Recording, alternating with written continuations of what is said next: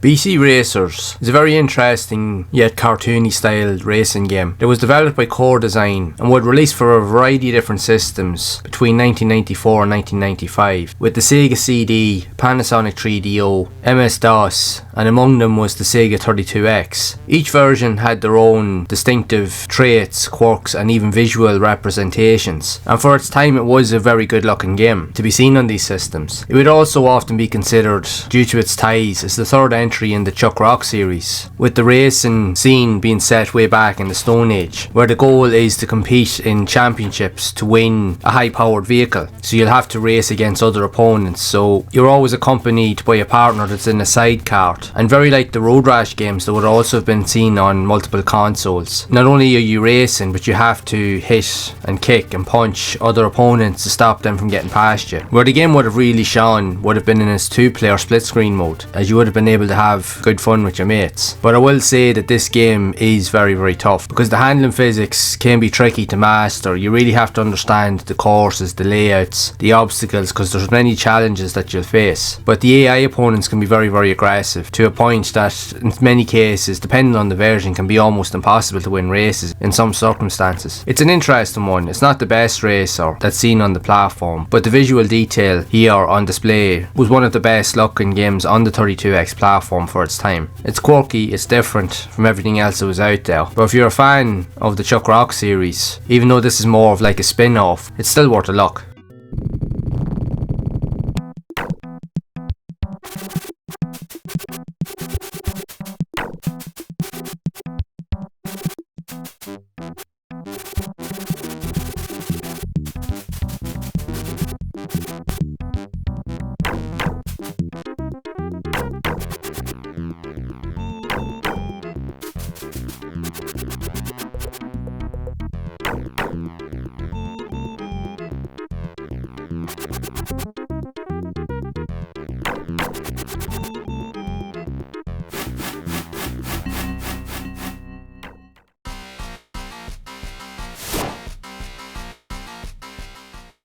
Motocross Championship is an off-road style racing game that was developed by Airtech Studios for the 32X, and it released in 1995. The premise of the game is based off of a motocross championship where you will race across 12 different tracks while being able to kick and attack other opponents that are also within the vicinity of your character, and your main goal is to win each of the races to become the ultimate champion. When the game did release, it was met with mixed reviews, with criticism on multiple aspects of the game, from its visuals, its controls, and even just the level of difficulty, as it is a tricky game to get used to. Many often felt at the time that the game's visual quality impacted the capabilities of the 32X, as with other games that were releasing on the system during that time, which there isn't that many to be fair, but it just felt like there could have been more detail added to it, as you had games like Doom, Virtua Racing, and a load of other heavy hitters that were released on it, and this game just fell way short in terms of the visual aesthetics, as it could have been so much better. Still, it's worth trying anyway, because there isn't that many racing games released on this system, and it is quite rare, to say the least. But if you do like off-road racing games, and more particular the earlier style or concept of these type of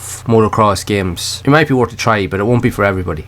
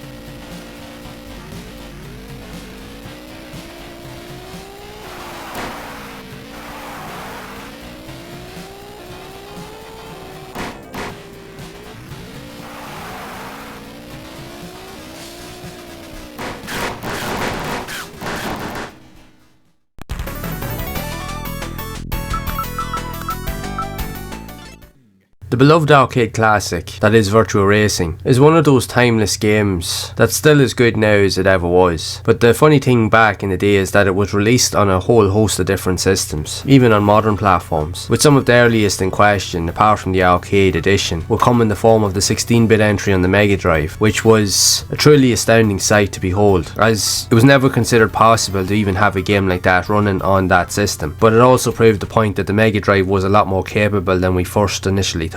It really broke new grounds and really pushed the capabilities of that system beyond recognition. But to make things even better is that about a year later, a version would be released for the add-on, the 32X, that would expand upon everything from the Mega Drive and even the arcade game, with a few more tracks, even more vehicles to drive as, even with championship modes and multiplayer elements. It added just so much more variety to the overall experience. There would also be another edition a year later in 1995 on the Sega Saturn, and while it's a good title, it isn't considered as good even as the 32X one. For the longest time, the 32X variant was often seen as the definitive version of the game up until the game was re-released under the Sega Ages 2500 catalogue collection on the PlayStation 2 in Japan in the mid-2000s. The visuals for the time on the 32X platform really pushed that system to its limit. It showed that the platform was capable of so much more and proved that it was a powerhouse in its own right. If anything, Virtua Racing Deluxe on the Sega 32X is definitely one of its defining titles on that system, without a doubt. It's just a pity that the system itself never got the recognition it really deserved, because there were so many new systems and new platforms being released in and around that time, and I think for the most part, because the system was releasing towards the end of the Mega Drive's lifespan, only a few months later you had the Sega Saturn, and then the following year Sony brought out the PlayStation and so forth, so it left very little room for the 32X to really shine. But even with that limited time frame, the system managed to produce some really cool hidden gems, and this version of Virtua Racing happened to be one of them. If not, it's one of the best games on that platform that is still as much fun to play now as ever. It's still really good.